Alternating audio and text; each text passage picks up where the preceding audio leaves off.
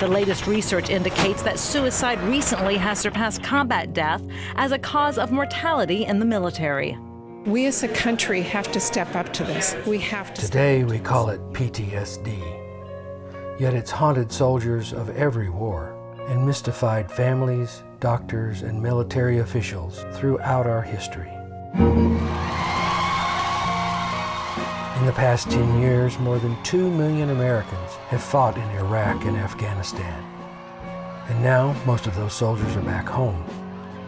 As America struggles to help our new veterans find peace, perhaps we should look to our nation's first warriors for answers. Well, when I came back from Vietnam, my family told me, you go into the Sundance and you wipe yourself off. Even though you may not have killed somebody directly, you were involved in that. And I think those veterans that did kill someone, that spirit stays with you and it haunts you.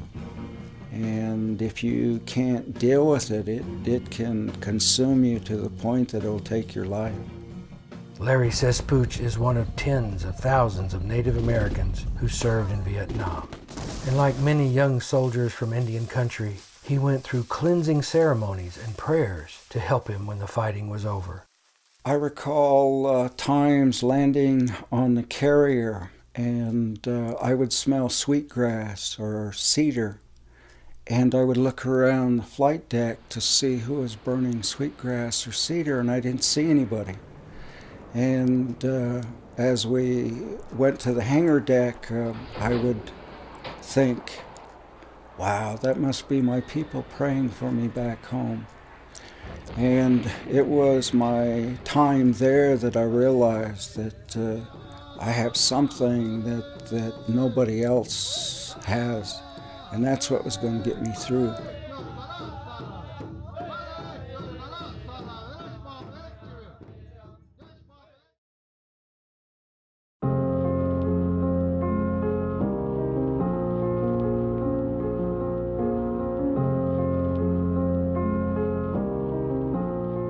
Our kids are still going to overseas all over the world right now, both boys and girls, and come back with warranty.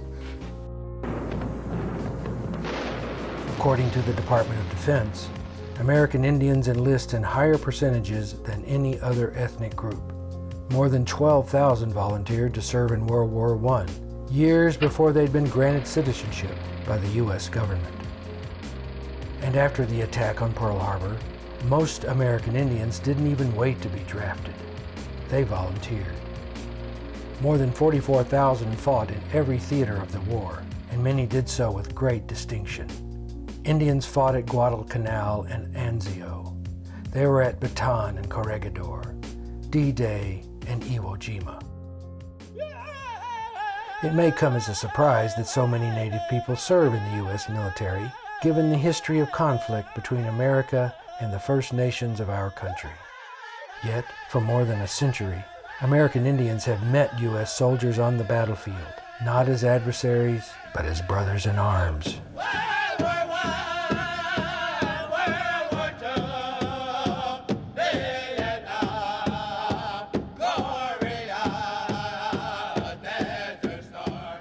I look at the American flag in this way.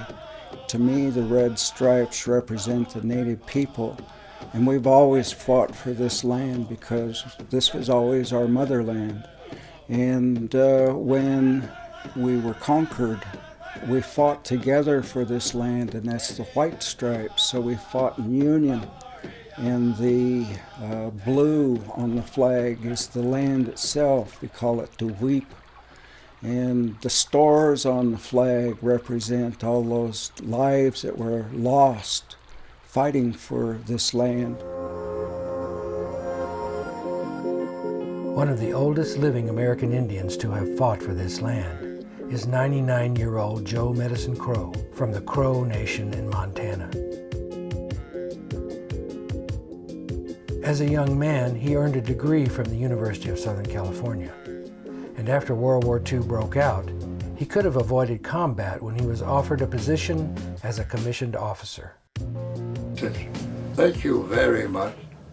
However, I always say that I'm going to follow the footsteps of my grandfather, Chief Medicine Crow. He had completed all the 4 battlefield requirements for a crow to become a chief. So I'm going to follow my grandfather. Sometimes I wonder, bombs go, machine guns, landmine, oh gee. I should have gotten the commission. I'll be stationed back there, living in a nice building, eat good food. So sometimes I should have done that. However, the Great Spirit is good to me, protected me.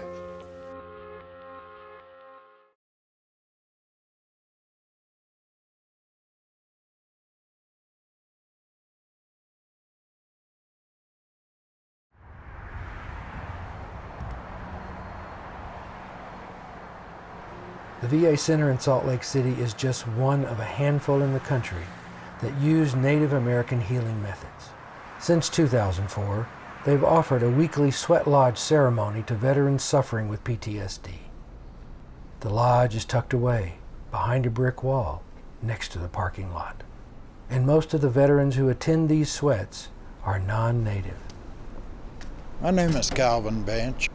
Well, I went into the service at 18. I went to Vietnam at 19.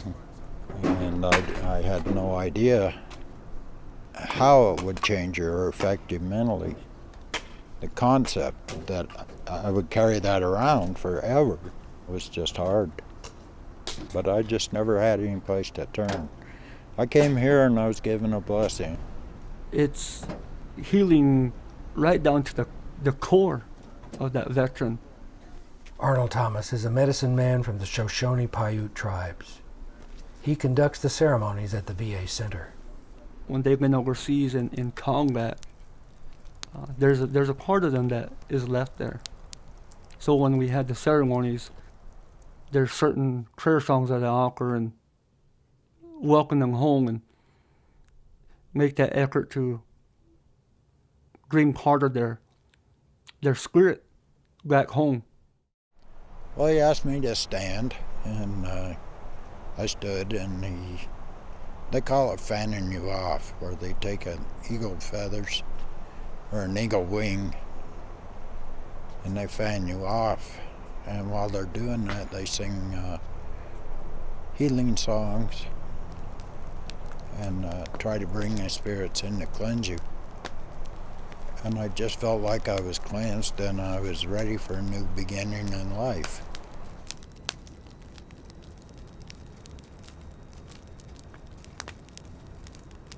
Looking at the astounding rates of suicides within the military and the veteran population over the last few years because of some of the men and women going over and serving in the war. And I've had to draw on the various experiences I've gone through to allow myself to heal the various ceremonies. And I know that all people have that ability to reason unless they're grieving. So oftentimes I ask the veterans, if you can't reason, what is it you're grieving? And we sit down and I allow that space for them to talk about those feelings, those memories. So I'll turn that thought, that emotion, intertwine it into a prayer so you can let it go.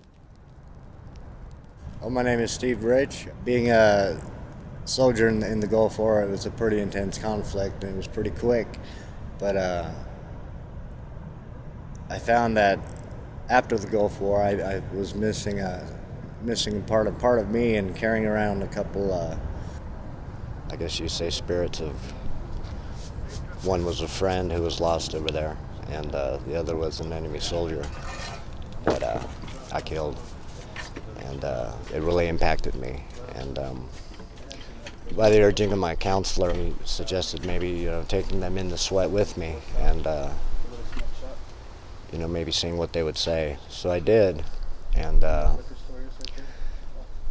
beginning of the sweat, Arnold sings a song that is to call the spirits to the lodge. And so throughout the ceremony that night, I just imagined them sitting there with me and speaking with me, and got a lot of closure, I guess you could say, with that. So at the end of the ceremony, Arnold will do a song that's sending the spirits back to their homes, the spirit world. So when we did that song, I let go of them and released them and let it go. And that really, as far as my therapy for PTSD, really, it lightened the load a lot.